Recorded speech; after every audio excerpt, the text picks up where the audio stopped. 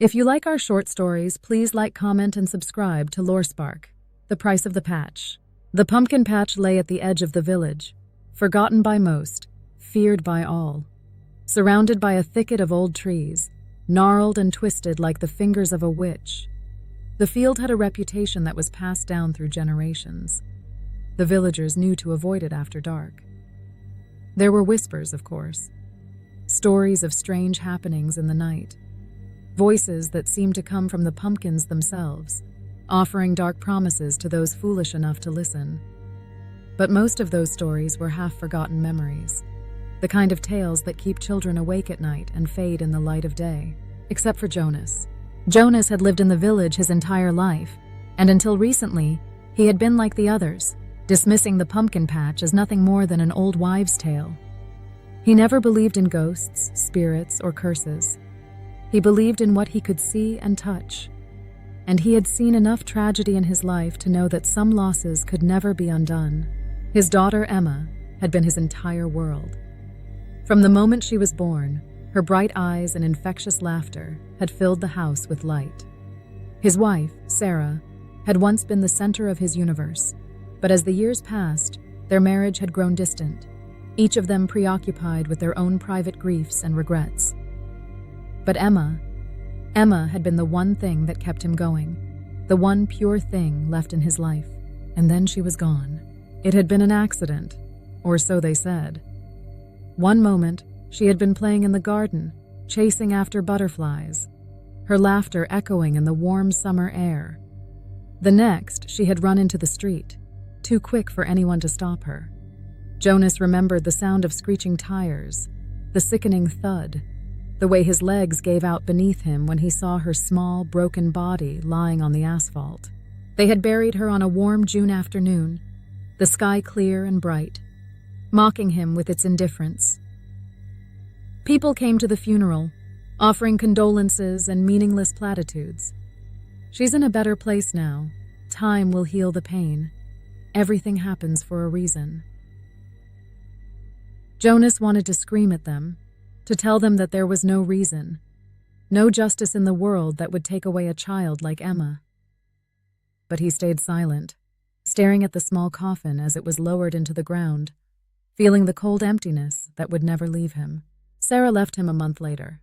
She didn't say much, just packed a suitcase and walked out the door one morning while Jonas sat at the kitchen table, staring at the spot where Emma used to sit, imagining her smiling face. He didn't try to stop her. He didn't have the energy to care. He spent the next few months in a daze, going through the motions of living, but feeling nothing. His home was a mausoleum now, filled with memories that only deepened the ache in his chest. The silence was suffocating. He couldn't sleep, couldn't eat. All he could think about was Emma, her laughter, her voice, the way she used to curl up in his lap and ask him to tell her stories before bed. The thought of never hearing her voice again was unbearable. It was on one of those sleepless nights, sitting alone in his living room with an empty bottle of whiskey at his side, that he remembered the story of the pumpkin patch. The legend said that on the night of the harvest moon, the pumpkins would whisper to those who dared to enter the field. They would offer anything you desired, no matter how impossible. But there was always a price that only the desperate would be willing to pay. Jonas had dismissed the story as foolishness, a tale to scare children into staying home at night. But now, as he sat alone in the darkness, the idea began to gnaw at the edges of his mind. What if it were true? What if there was a way to bring Emma back? He tried to push the thought away, telling himself that it was madness, that no amount of desperation could make him believe in fairy tales. But the more he thought about it, the more the idea burrowed into his mind, taking root in the empty space where hope had once lived. By the time the harvest moon rose, Jonas had made his decision. He left his house just after sunset, the air cool and crisp as autumn settled over the village. The streets were empty, the windows dark, as if the village itself was holding its breath. He walked with purpose, his heart hammering in his chest as he approached the edge of the woods where the pumpkin patch lay. The trees loomed overhead, their branches twisting together to form a canopy that blocked out the moonlight. He could hear the rustle of leaves beneath his feet, the distant call of an owl. But other than that, there was silence. As he stepped into the field, a chill ran down his spine. The pumpkins lay scattered across the ground, their orange skins glowing faintly in the moonlight, casting long shadows that seemed to move and shift as he walked among them. He could feel his pulse quicken, his breath coming in short, shallow bursts. He wasn't sure what he was expecting. Some grand sign, some ghostly figure to appear and make the offer. But there was nothing. Just the pumpkins and the quiet. And then he heard it. At first, it was barely a whisper, a faint rustling like the wind moving through the trees. He stopped, listening intently, his heart pounding in his ears. The sound grew louder, more distinct, like voices murmuring just beyond the edge of hearing. He turned in a slow circle, searching for the source, but there was no one there. "Jonas!" The voice was soft, almost soothing, as if carried on the breeze. "Jonas, we know what you seek." His breath caught in his throat.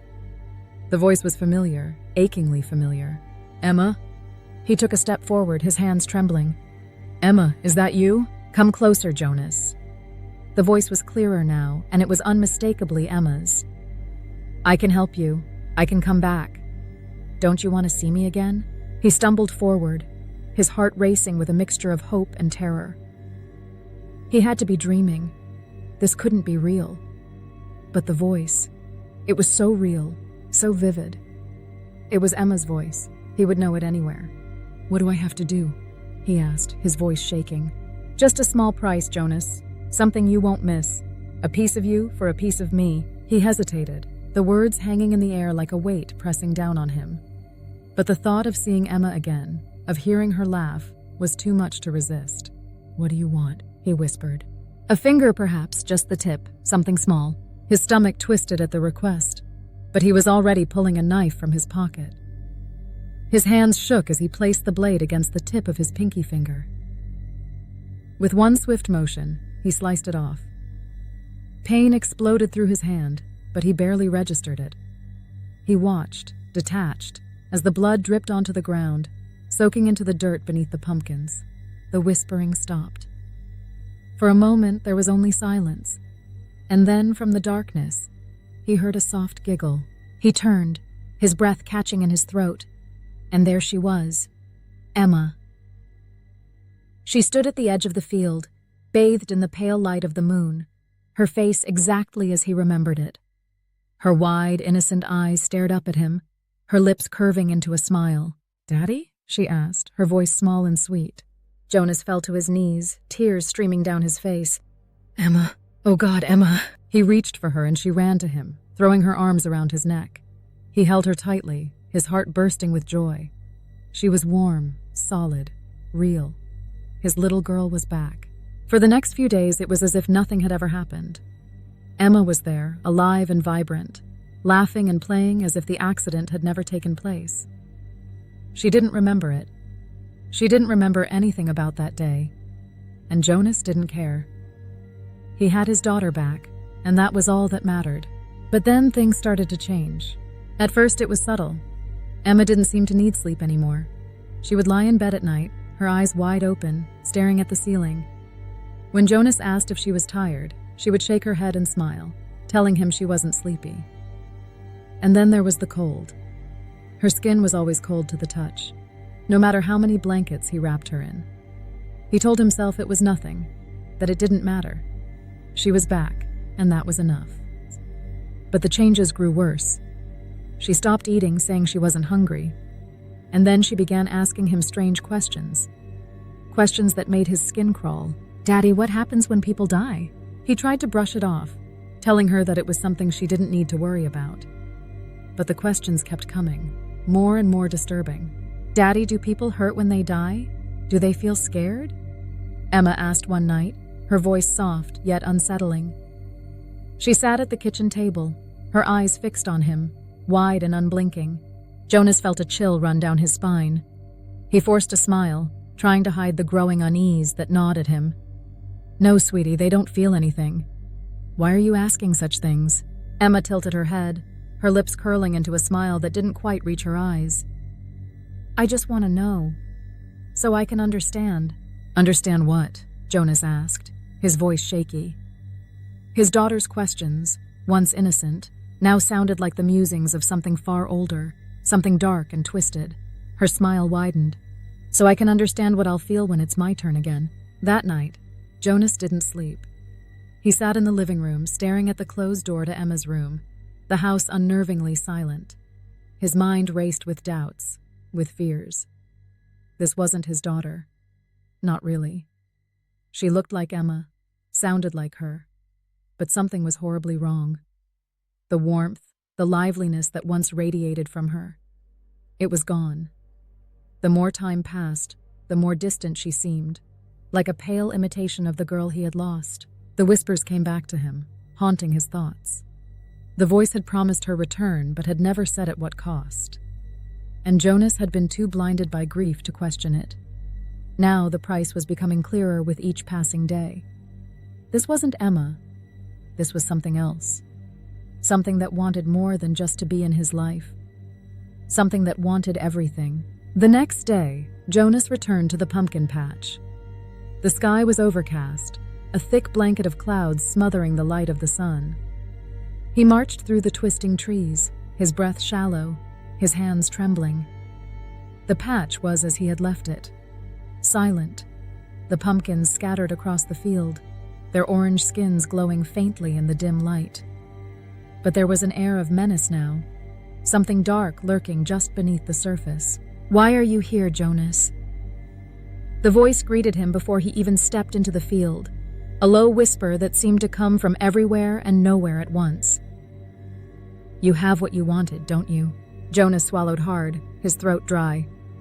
"That thing in my house, it's not Emma." The voice chuckled, soft and mocking. "Oh, but it is, Jonas. You wanted her back, and I gave her to you, just as she was. But you knew there was a price. There is always a price." "Take her back," Jonas demanded, his voice barely above a whisper. "Take her back and leave us alone." The laughter grew louder, more sinister. "You don't understand, do you, Jonas? She can't go back. She's here now with you. And she will stay. Until the balance is paid." Jonas felt a cold sweat break out on his skin. "What do you want? What more could you possibly take from me?" "More? Oh, Jonas, I don't just want more. I want all of you. Your pain, your joy, your memories, your soul. She will stay, Jonas, until there is nothing left of you but a hollow shell. Only then will she go." Panic surged through him. He had to stop this, had to find a way to undo the bargain. He couldn't let this thing take everything from him. He couldn't let it have Emma. He turned and fled the patch, the voices' laughter echoing behind him, following him through the trees, taunting him. That night he sat in the living room, staring at the door to Emma's room, his heart pounding in his chest. He had to do something, but what? He couldn't fight this thing. It was beyond him, beyond anything he understood. But he knew one thing for certain. He couldn't let it take him, and he couldn't let it keep Emma. The next morning, Jonas went to the village priest. Father Collins had been around long enough to know all the old stories, all the superstitions that the village had tried to forget. Jonas explained everything, about the pumpkin patch, the whispers, the deal he had made. Father Collins listened, his face growing paler with every word. "The pumpkin patch," Father Collins muttered when Jonas finished, his voice trembling. "It's cursed. No one has entered it in years. It's said that a spirit, a dark entity, lives there. It feeds on despair, on loss. It promises what the living want most, but the price is always too high." "How do I stop it?" Jonas asked, his voice frantic. "How do I get Emma back?" Father Collins shook his head slowly. "I don't know if you can. The dead, they're not meant to come back. You've opened a door that was never meant to be opened." Jonas's hands clenched into fists. "There must be something, some way to end this." The priest hesitated, then finally spoke, his voice barely above a whisper. "There is one way. You must go back to the patch. You must return what you took. The spirit will take it back, but you will have to give up everything. Your memories of her, your love for her, everything that ties her to this world. Jonas's heart sank. To let Emma go again, it was unthinkable. But as he looked into Father Collins's eyes, he knew there was no other choice. He had to do it, or the thing in his home would consume him, would take everything, and still leave him with nothing. That night, as the full moon hung high in the sky, Jonas made his way back to the pumpkin patch. His heart was heavy, his steps slow. The field stretched out before him, dark and silent, the pumpkins glowing faintly in the moonlight. He stepped into the patch, feeling the air grow thick around him, the whispers beginning once more. "Jonas," the voice crooned, "you've come to make another deal?" He shook his head, tears blurring his vision. "No more deals. I'm here to end it." The ground beneath his feet trembled, the pumpkins seeming to pulse with a dark, malevolent energy. "You can't end it, Jonas. You belong to me now. She belongs to me." "No!"